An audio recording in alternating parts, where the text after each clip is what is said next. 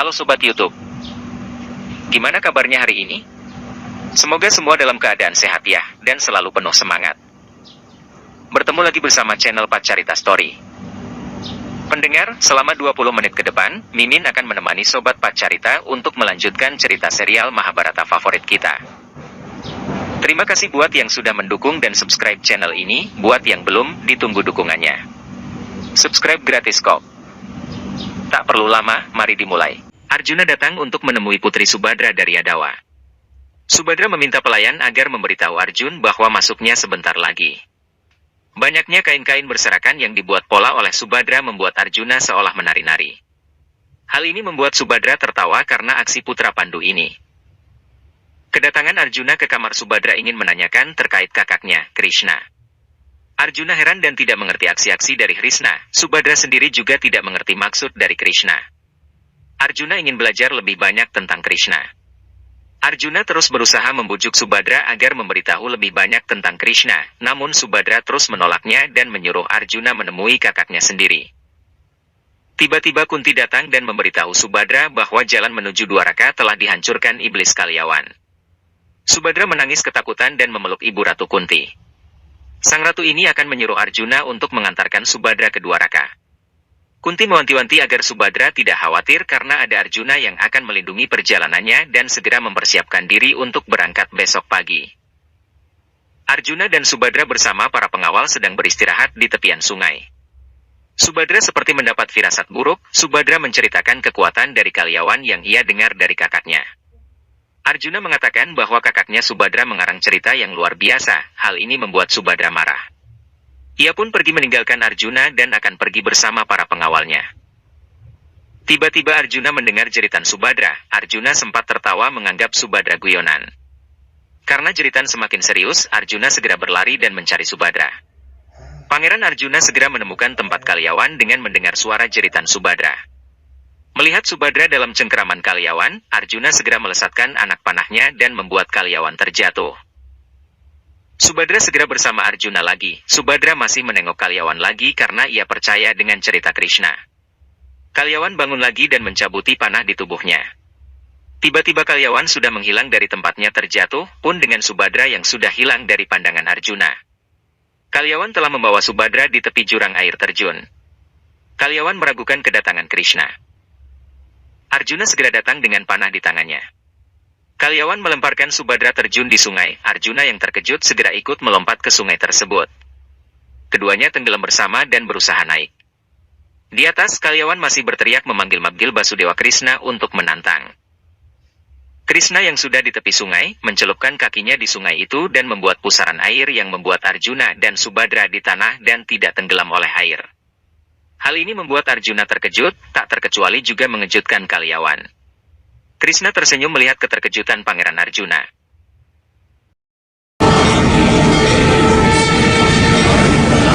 Arjuna dan Subadra berjalan dengan santai menaiki sungai tersebut. Kemudian sungai kembali menyatu seperti semula. Krishna dan adiknya kemudian berpelukan. Sri Krishna memuji perlindungan dari Arjuna. Hal ini semakin membuat Arjuna kebingungan dengan aksi dari Sri Krishna. Tiba-tiba Kalyawan datang lagi, panah Arjuna dicabut Kalyawan dengan mudah. Krishna menjelaskan kepada Arjuna dengan wujud dari Kalyawan. Arjuna terus ngotot dengan kekuatan senjata dan meminta Basudewa mengeluarkan cakra sudarasananya. Namun Basudewa justru mengajak lari. Kalyawan mengejar Basudewa Krishna yang terus berjalan meninggalkan mereka. Di sisi lain, Arjun masih berpikir-pikir tidak paham dengan aksi dari Basudewa Krishna. Krishna masih terus membuat Kalyawan seperti anak kecil yang bermain-main dengan Krishna kejar-kejaran.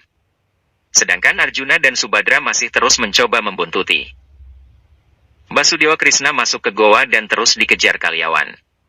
Sang iblis masuk ke goa dan mendapati sosok Krishna terbaring tidur. Kalyawan yang geram melihat hal ini langsung menarik selimut kuning tersebut.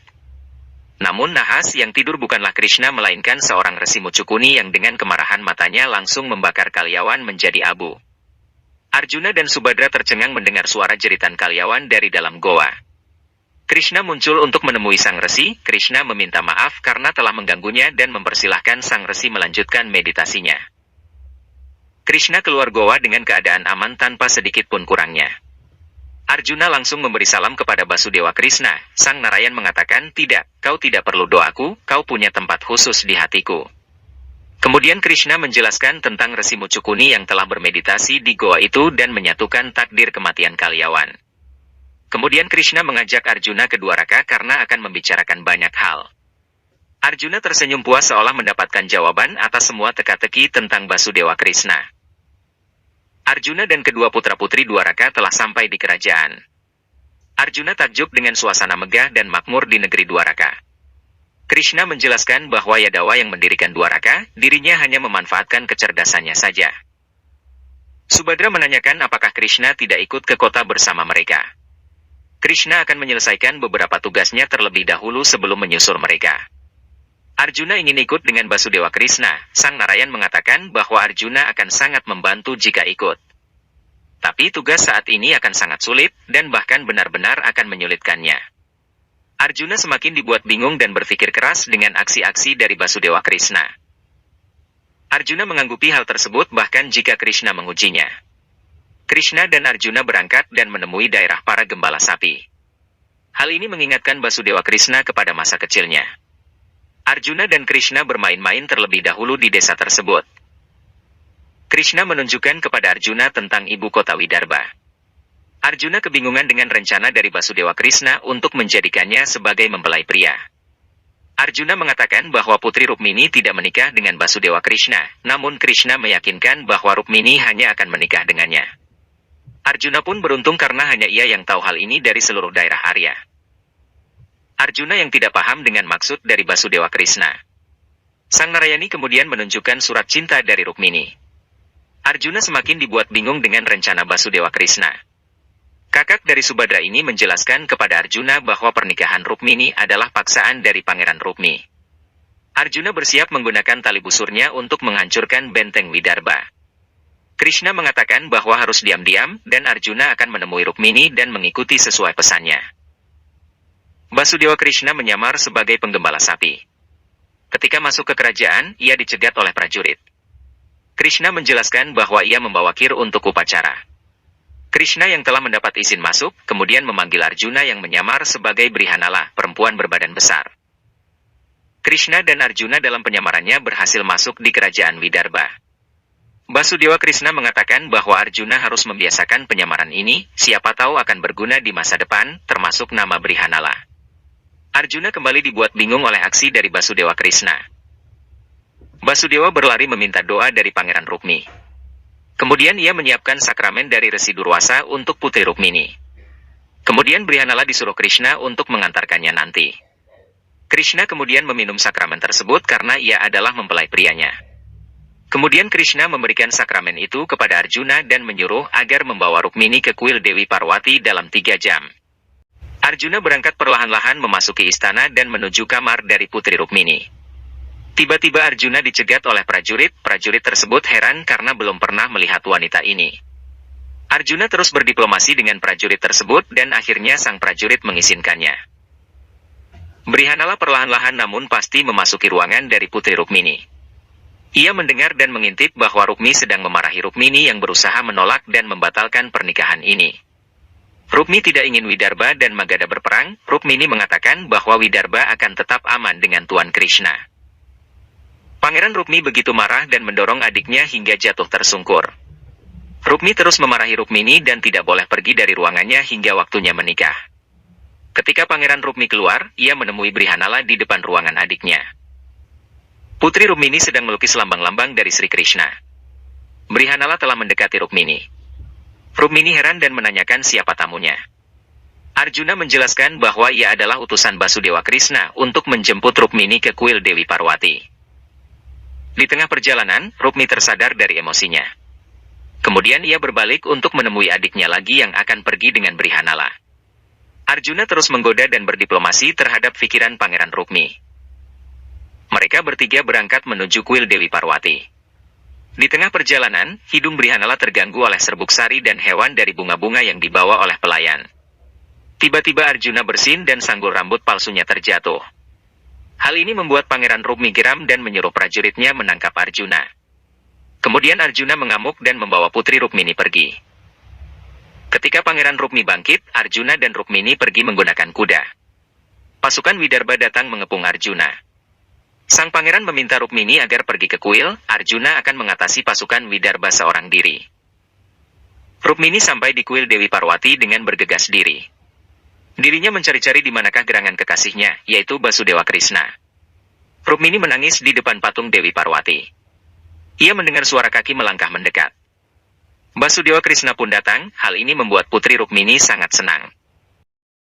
Putri Widarba ini masih menangis haru di hadapan kekasihnya. Basudewa Krishna mengusap peluh air mata putri Rukmini dan menggelengkan kepalanya tanda melarang Rukmini menangis. Arjuna telah bersiap untuk menarik tali busurnya untuk meladeni bala tentara Widarba. Tiba-tiba saja kakak dari Basudewa Krishna, yaitu Balarama datang untuk mengalahkan tentara Widarba. Balarama, seorang satria ahli gada mampu menghabisi bala tentara Widarba yang mendekatinya. Krishna membawa putri Rukmini melintas di sekitar pasukan Widarba. Ketika Pangeran Rukmi mencoba untuk mengejar Krishna, Arjuna segera menarik tali busurnya namun dilarang oleh Balarama. Balarama terus melanjutkan pertarungannya dengan para prajurit Widarba. Basudewa Krishna bersama Rukmini kejar-kejaran dengan Pangeran Rukmi. Ketika kata-kata Rukmi semakin pedas, Basudewa menghentikan kereta kudanya dan berdiri menatap Rukmi dengan tatapan marah. Rukmi terus mengoceh dan menantang agar Krishna segera mengangkat senjatanya.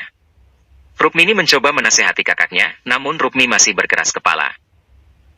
Pangeran Rukmi terus mengatai Krishna dan Rukmini hingga Basudewa tidak kuasa menahan amarahnya. Sang Narayani ini memanggil Cakra Sudarasananya. Rukmini yang melihat hal ini dengan bingung. Krishna mengatakan bahwa ia akan membunuh Rukmi karena tindakannya kepada adiknya sendiri. Basudewa kemudian melemparkan Cakra Sudarsana miliknya ke arah Pangeran Rukmi. Rukmi mencoba mengangkat busurnya namun tidak berfungsi apapun. Cakra Sudarsana terus melaju dan memotong busur milik Rukmi. Ketika cakra itu sudah mendekati leher Pangeran Rukmi hingga ia terjatuh. Rukmini membujuk Krishna agar tidak membunuh kakaknya. Kemudian Basudewa Krishna memilih untuk menghukum Pangeran Rukmi dengan cara membotaki rambut dari Pangeran Rukmi. Krishna dan Rukmini melanjutkan perjalanannya ke Dwaraka. Pangeran Arjuna menjemput Basudewa Krishna dan menanyakan tujuan selanjutnya. Krishna menjelaskan pokok-pokok untuk mengubah dan menegakkan kembali kebenaran di daerah Arya ini. Beberapa hari kemudian setelah penobatan putra Pandu Yudhistira sebagai pangeran mahkota, rakyat Hastinapura bersuka cita dengan keberkahan yang menghampiri mereka.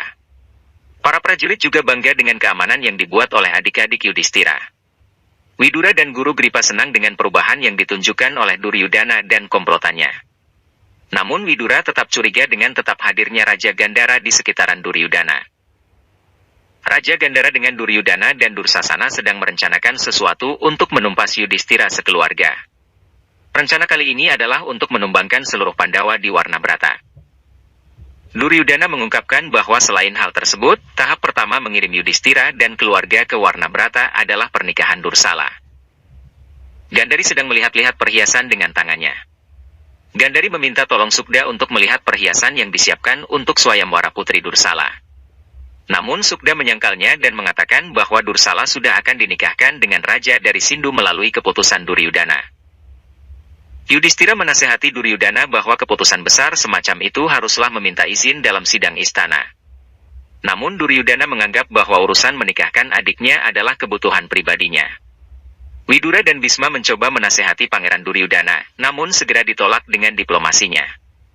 Bisma mengatakan bahwa Hastinapura tidak boleh berhubungan baik dengan Magadha ataupun Sindu. Duryudana tetap ngotot dan dibantu dengan kata-kata Raja Gandhara. Duryudana terus memojokkan posisi pangeran mahkota yang diemban oleh Yudhistira. Hal tersebut ditambah panas dengan cercaan Sangkuni terhadap Bisma yang tidak menikah. Namun Putra Gangga menjawab dengan kebijaksanaannya. Keputusan Bisma untuk melakukan sayembara hanya diperuntukkan kepada Yudhistira sebagai pangeran mahkota namun tidak untuk Duryudana. Malam harinya, Bisma terus terjaga dan terus melihat ke arah bendera Hastinapura. Yudhistira datang untuk mendapatkan pencerahan. Yudhistira meminta agar Bisma mengambil keputusan menurunkan Yudhistira dan mengangkat Duryudana sebagai pangeran mahkota untuk menghindari hal-hal buruk yang akan dibuat Duryudana. Bisma menjelaskan bahwa dirinya telah memiliki sumpah kepada ayahnya mengenai penjagaan kepada tahta Hastinapura. Bisma mengingatkan bahwa ketika Yudhistira masih hidup, ia tidak bisa mengabaikan Hastinapura. Sangkuni mengungkapkan bahwa tahap pertama untuk mengirim Kunti dan anak-anaknya ke Warnabrata semakin mudah. Purochan telah menemui Kunti untuk merajut keinginan mengunjungi Warnabrata. Dengan akal bulusnya, Purochan mengundang Kunti dan anak-anaknya untuk menuju ke Purochan. Yudhistira yang tiba di tempat tersebut segera membuat keputusan bahwa mereka akan segera ke Warnabrata. Kunti menanyakan keputusan Yudhistira yang membuat keputusan mendadak untuk pindah ke Warnabrata. Sang pangeran mahkota menjelaskan dan menunjukkan bahwa keinginannya untuk menguji Hastinapura. Purochan telah menunggu Raja Gandhara untuk menyampaikan kabar tentang tugasnya. Sangkuni mengatakan bahwa rencana ini bergantung pada Purochan. Dan generasi masa depan Purochan bisa mudah atau sulit bergantung kepada keberhasilan Purochan. Sangkuni menyuruh Purochan pergi dan akan mengirimkan pesan selanjutnya melalui utusannya. Perdana Menteri Widura mengunjungi kamar dari Yudhistira. Sang menteri menanyakan mengenai keputusan dari Yudhistira yang akan pergi ke Warnabrata. Widura memberi saran untuk memikirkan ulang karena adanya keganjilan, mengapa masyarakat Warnabrata baru kali ini memiliki pikiran untuk melakukan pemujaan untuk Raja Pandu. Namun Yudhistira tetap bersikukuh dengan keputusannya. Di kerajaan Dwaraka, Arjuna sedang berlatih di pasir yang ditutup kain. Subadra datang mengunjungi Arjuna, namun ia dihentikan oleh Arjuna sendiri agar tidak menginjak tempat tersebut. Namun Subadra merasa Arjuna hanya bermain-main seperti dahulu ketika di Hastinapura. Subadra tidak peduli dan akhirnya terperosok. Arjuna segera melompat dan menolong Subadra. Subadra menyampaikan bahwa Arjuna telah mendapatkan pesan dari Hastinapura. Arjuna membukanya dan mengatakan bahwa ia akan pamit. Kemudian Arjuna pamit dengan Subadra lalu mencari Krishna untuk berpamitan dengannya. Duryudana dengan komplotannya sedang bersiap untuk memulai rencananya, kali ini Raja Anggakarna ikut serta bersamanya. Duryudana menunjukkan kepada Raja Anggakarna mengenai istana yang akan dibangun di Warnabrata. Duryudana menjelaskan bahwa istana tersebut dibangun oleh Purochan dengan laks, bahan yang mudah terbakar. Kemudian Duryudana menuangkan cairan di replika istana mini Warnabrata lalu membakarnya hingga luluh lantak. Raja Anggakarna nampak tidak senang dan gugup memikirkan rencana temannya ini. Duryudana menjelaskan bahwa semua keluarga Pandawa akan terbakar dalam istana tersebut tanpa sisa. Duryudana yang merencanakan akan membakar Pandawa dalam laksa graha mendapat respon negatif dari Karna Raja Angga. Karena ingin dia sendiri yang membunuh Arjuna, bahkan karena berpendapat jika Duryudana melakukan rencana itu karena menganggap sebagai penipu. Namun akhirnya karena terdiam oleh tipu daya Duryudana yang mengklaim bahwa para Pandawa telah mengambil hak Duryudana sebagai pangeran mahkota. Tiba saatnya keberangkatan Pandawa dan Ibu Kunti tanpa Arjuna berpamitan kepada keluarga kerajaan. Bhisma berpesan kepada Yudhistira jika meninggalkan Hastinapura sekarang adalah tindakan yang kurang bijak, tapi Bhisma juga tidak bisa melarang keberangkatan mereka. Maka Bhisma berpesan agar kembali ke Hastinapura secepatnya. Sementara itu ketika Kunti berpamitan kepada Karna yang sudah tahu rencana Duryudana meneteskan air mata.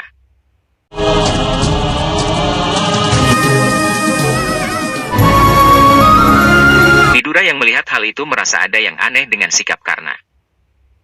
Di sisi lain Arjuna juga bersiap berangkat menuju Warnabrata, tidak lupa Arjuna berpamitan dengan Krishna. Widura yang sebelumnya curiga terhadap sikap Karna yang menangis ketika Kunti pergi ke Warnabrata mengutus seseorang untuk memata-matai Karna. Karna yang sedih memutuskan untuk mengunjungi rumah Radha, ibu angkat Karna. Sontak Radha menangis bahagia atas kedatangan Karna.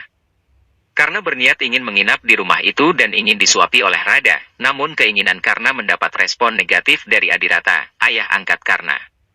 Karna yang kebingungan atas kondisinya mendapat saran dari Adirata agar melakukan penebusan dosa. Kunti dan keempat Pandawa yang telah sampai di Warnabrata langsung disambut oleh Purochan. Awalnya mereka bingung kenapa istananya tidak terlihat, namun ketika Purochan memutar kaca agar sinar rembulan bisa menyinari istana, Kunti Pandawa kagum dengan keindahan istana itu. Dari kondisi itu muncul pertanyaan, bagaimana istananya bersinar di bulan baru, di mana saat itu tidak ada sinar bulan, apakah bisa memakai cahaya api lilin? Namun Purochan masih bisa berkelit. Ketika mereka melanjutkan penelusuran istana tanpa sengaja Purochan menjatuhkan lampunya, sehingga Kunti berkata bahwa kejadian itu merupakan pertanda hal buruk. Utusan Widura yang sedang melapor mengatakan semua yang diucapkan oleh Karna hari ini. Betapa kagetnya Widura setelah sadar bahwa yang diincar adalah Kunti. Widura sadar bahwa rencana Duryudana adalah ingin membunuh Kunti Pandawa di Warnabrata. Setelah menyadari hal itu, Widura bergegas mengadukan rencana Duryudana kepada Bhisma.